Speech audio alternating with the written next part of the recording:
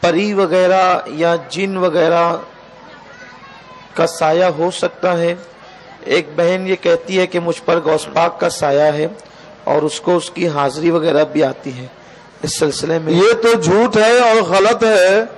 کہ کسی عورت کے اوپر غوث پاک کا سایہ ہو، کسی ولی کا سایہ ہو، کسی ولی کا سایہ ہو۔ سایہ ہونے کا مطلب یہ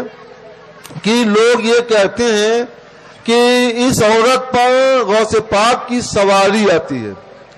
یعنی غوث پاک اس کے اوپر چڑھ گئے، شہید اس کے اوپر چڑھ بیٹھے، ولی اس کے اوپر چڑھ گئے، تو یہ ماننا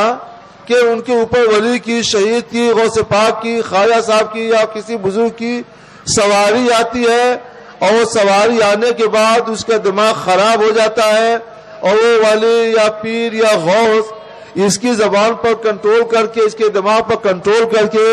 اس کی زبان سے جو چاہے الٹا سیدھا غلط صحیح بولتے ہیں، تو یہ بالکل جھوٹ ہے، 100% جھوٹ ہے، حرام ہے اور گناہ ہے۔ مسلمان ہرگز اس پر یقین نہ کرے۔ ہاں، جن کا اور پری کا سایہ آ سکتا ہے، یعنی ان کی سواری آ سکتی ہے۔ قرآن پاک میں الذی یتخبطہ الشیطان من المس، شیطان چھو کر کے خبتی بنا دیتا ہے۔ تو اس آیت کریمہ سے یہ ثابت ہوتا ہے کہ شیطان چھو کر کے یا خبتی بناتا ہے اور بے عقل کر دیتا ہے، ایسا ہو سکتا ہے۔ لیکن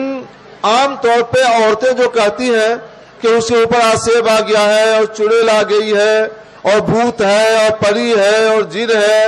تو آپ یاد کریں کہ 90% تو ان عورتوں کا مکر ہوتا ہے، کچھ بیماری ہوتی ہے، اور زیادہ سے زیادہ 4-5% عورتیں ایسی ہو سکتی ہیں جو سچ بولتی ہوں اور واقعی ان کے اوپر جن، بھوت، پری وغیرہ کا سایہ ہو، تو اس کا علماء کے ذریعے علاج ہو جاتا ہے اور علاج کے ذریعے وہ جلدی شفا یاب ہو جاتی ہیں، ان کا علاج کر دینا چاہیے۔